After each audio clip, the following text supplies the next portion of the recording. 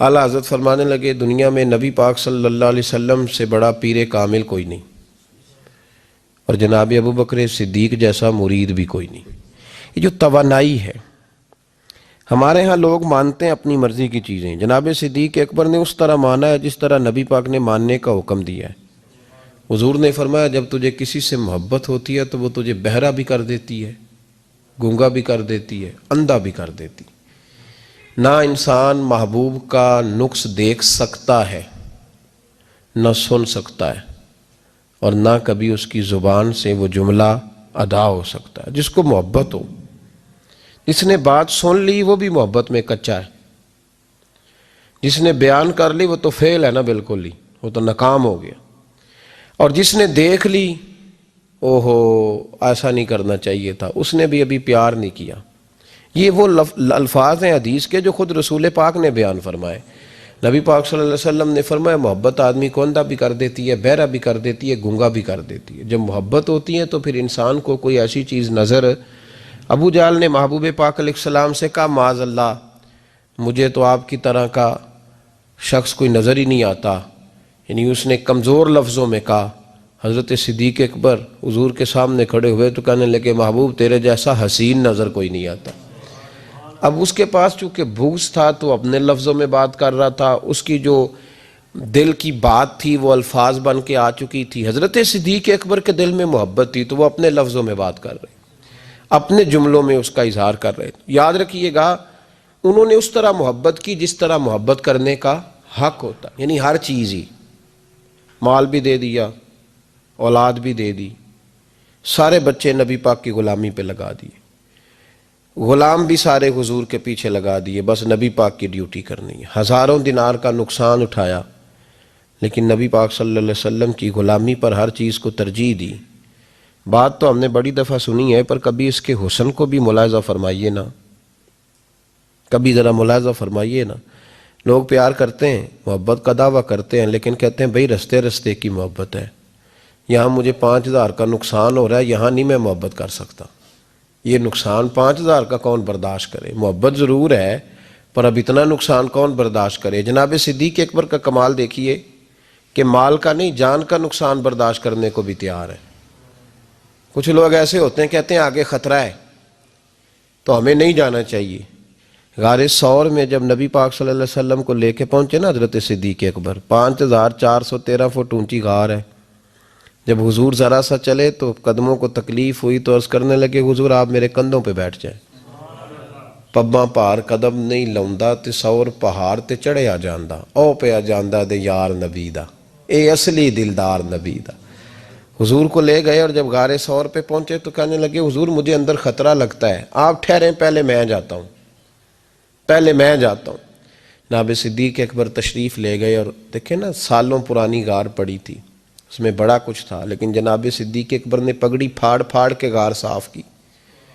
پھر جہاں سوراخ تھے نا، خطرہ تھا کہ کوئی سانپ بچھو نہ نکل آئے، وہاں چھوٹے چھوٹے ٹکڑے رکھ کے غار کو بند کیا۔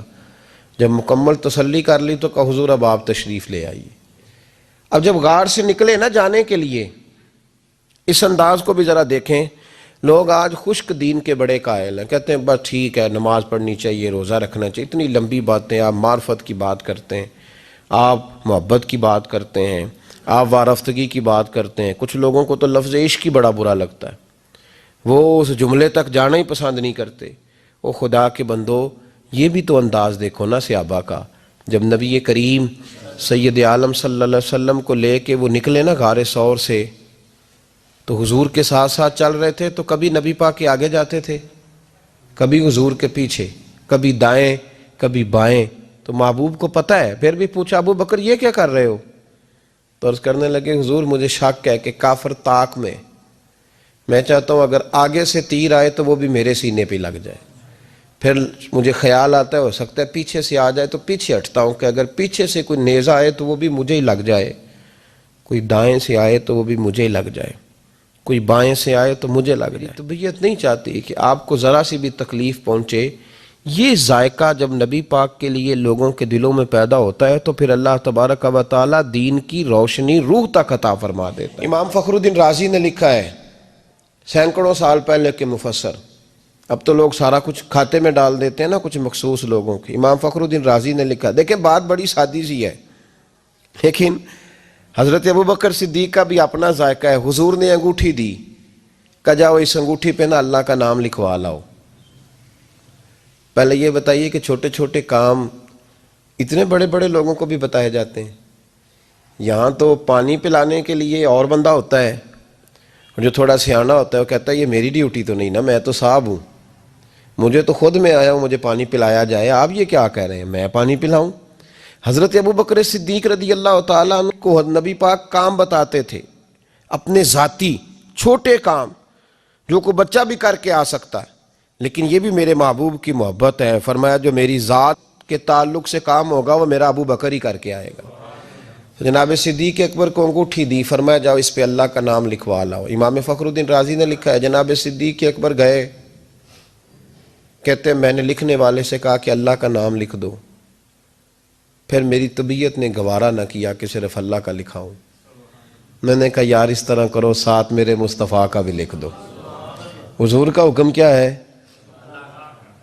تو حضرت ابوبکر کیا کہتے ہیں؟ یہاں لوگوں کو بڑا شکوہ ہے، کہتے ہیں آپ جناب بڑھا کے حضور کی شان بے، اتنی بات کہو جتنی ہے، حد میں رکھو۔ اور میں نے کہا بیوقوف تو حضور کی حد بتا دے نا، ہم وہیں تک رہ جائیں گے۔ بالغ العلا بے کمال ہی، کشف الدجا بے جمال، حسنت جمیع خصال، صلو علیہ وآلہ۔ تو حد بتا، ہم حد تک رہیں گے۔ نبی پاک صلی اللہ علیہ وسلم نے کہا میرا نام لکھو، اللہ کا نام لکھواؤ۔ جناب صدیق اکبر نے ساتھ حضور کا بھی لکھوا لیا۔ واپس لائے نا، حضور کو انگوٹھی دی تو اس پہ لکھا تھا اللہ، محمد اور ابو بکر۔ تو حضور نے فرمایا ابو بکر یہ تو نے کیا کیا ہے؟ میں نے کہا تھا اللہ کا لکھوا لا، تو میرا بھی لکھوا لایا اپنا بھی۔ جناب صدیق اکبر چونک گئے۔ امام فخر الدین رازی نے لکھا چونکے، عرض کرنے لگے یا رسول اللہ میں نے آپ کا نام تو لکھوایا ہے، میری طبیعت گوارا نہیں کرتی تھی کہ اللہ کا ہو اور آپ کا نہ ہو، خدا کا ذکر کرے ذکر مصطفیٰ نہ کرے، ہمارے منہ میں ہو ایسی زبان خدا نہ کرے۔ کہا حضور اللہ کا نام تو آپ نے کہا تھا اور میں نے ساتھ گوارا نہیں کیا کہ آپ کا نہ ہو، تو میں نے لکھوا لیا ہے، باقی اپنا میں نے نہیں لکھوایا حضور، واللہ میں نے نہیں لکھوایا۔ محبوب ابھی بات سن ہی رہے تھے کہ جبریل امین حاضر ہو گئے، عرض کرنے لگے یا رسول اللہ رب فرماتا ہے ابو بکر گوارا نہیں کرتا کہ میرے نام سے آپ کا نام جدا ہو، تو رب گوارا نہیں کرتا کہ آپ کے نام سے ابو بکر کا نام جدا ہو، لہذا ابو بکر نے آپ کا لکھوایا ہے اور ابو بکر کا رب کریم نے لکھوا دیا ہے۔ تو بھائی محبت جب یہ روپ اختیار کرتی ہے تو اعلیٰ حضرت پھر بول اٹھتے ہیں، فرماتے ہیں اگر مصطفیٰ جیسا پیر کوئی نہیں تو پھر ابو بکر جیسا مرید بھی کوئی نہیں۔ حضرت ابو بکر صدیق سے کسی نے پوچھا آپ کی پسند کیا ہے؟ کہنے لگے ایک میری پسند یہ ہے کہ میری بیٹی مصطفیٰ کے گھر میں جائے اور حضور کی نوکری کرتی رہے، اور یا ابو بکر دوسری فرمایا دوسری پسند یہ ہے کہ رب مجھے مال دیتا رہے اور میں محبوب کے قدموں پہ قربان کرتا رہوں۔ تو تیسری فرمایا تیسری پسند یہ ہے کہ النظر الی وجہ رسول اللہ، حضور بیٹھے رہیں اور میں حضور کے چہرے کا دیدار کرتا رہوں، یہ میری پسند۔ انہوں نے اپنی زندگی ڈھال لی تھی نبی پاک کی غلامی میں، ڈھال لیا تھا اپنے آپ، اس لیے مطمع نظر ہی ایک تھا، زاویہ نگاہ ہی ایک تھا، سوچ ایک کی طرف رہتی تھی، دائیں بائیں جاتی نہیں۔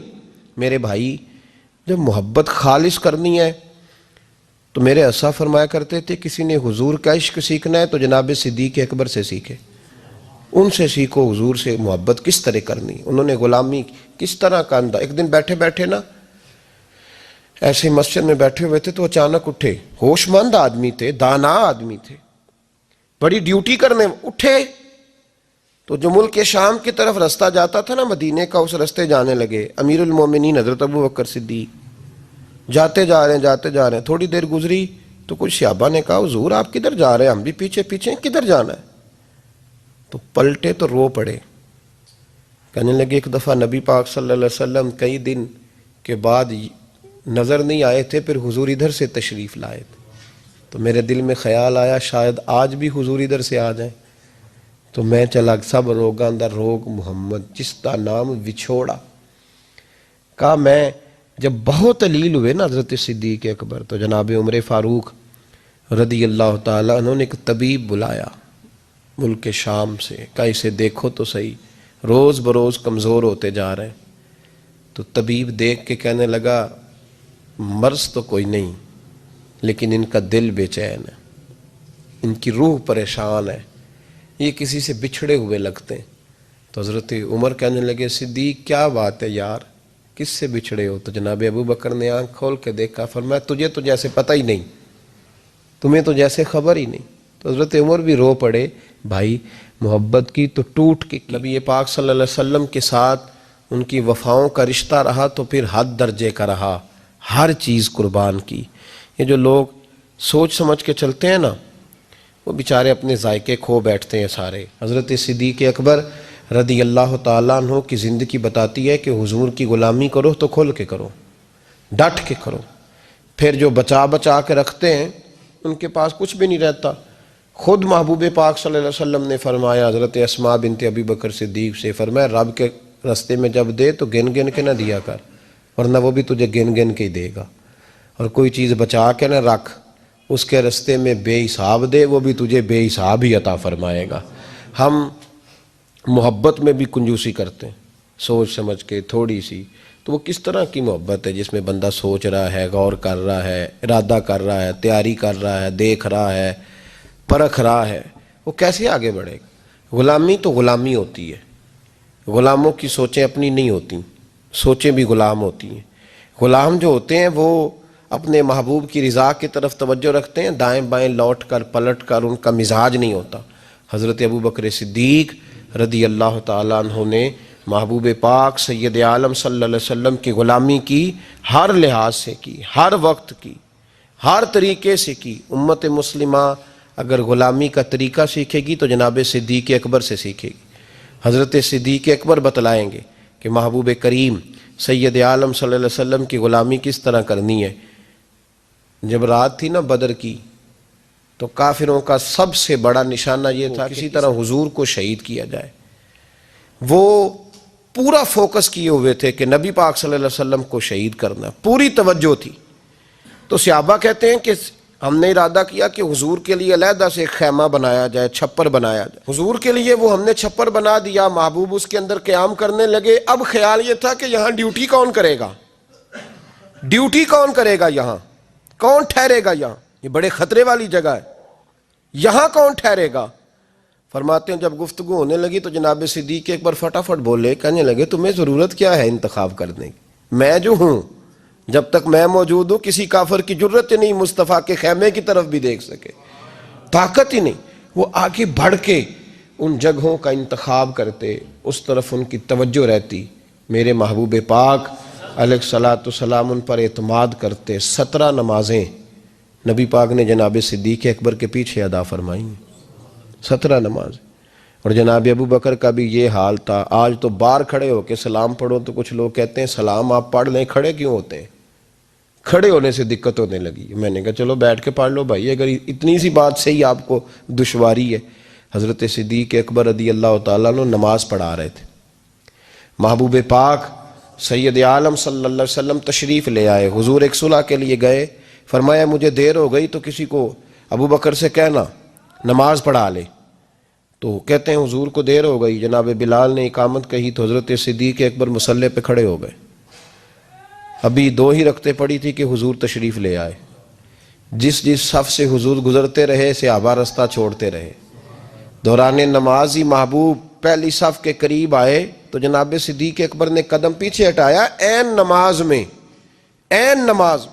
حضور نے فرمایا ابو بکر مکمل کرو نماز، پھر قدم ہٹایا، تیسری دفعہ پھر کہا، پھر قدم ہٹایا۔ جناب صدیق اکبر پیچھے ہٹ گئے۔ محبوب نے نماز مکمل کرائی اور فرمایا میں نے جب کہا تھا مکمل کراؤ تو کیوں نہیں کرائی؟ تو کیا خوبصورت انداز ہے۔ کہنے لگے یا رسول اللہ اب ابو قحافہ کے بیٹی کی اتنی جرت تو نہیں نا کہ مصطفیٰ کا امام ہی بن جائے، اتنی جرت تو نہیں نا۔ تو عزیز یاد رکھیں حضرت ابو بکر صدیق نے حضور کی تعظیم کی، نبی پاک کا ادب کیا۔ وہ جو لوگ کہتے ہیں نا زیادہ قریب رہنے سے محبت کم ہو جاتی ہے، حضرت صدیق اکبر نے اس فلسفے کو بھی غلط ثابت کر دیا۔ انہوں نے ثابت کیا ہے کہ محبت خالص ہونی چاہیے۔ کئی دفعہ بندہ جتنا قریب جاتا ہے محبت اتنی زیادہ بڑھتی جاتی ہے۔ شرط ہے کہ یہ خالص ہو، اس میں اخلاص ہو، تصنع نہ ہو، بناوٹ نہ ہو، ریاکاری نہ ہو، ملاوٹ نہ ہو اس کے اندر۔ ایک دن نبی پاک صلی اللہ علیہ وسلم حضرت ابو ہریرہ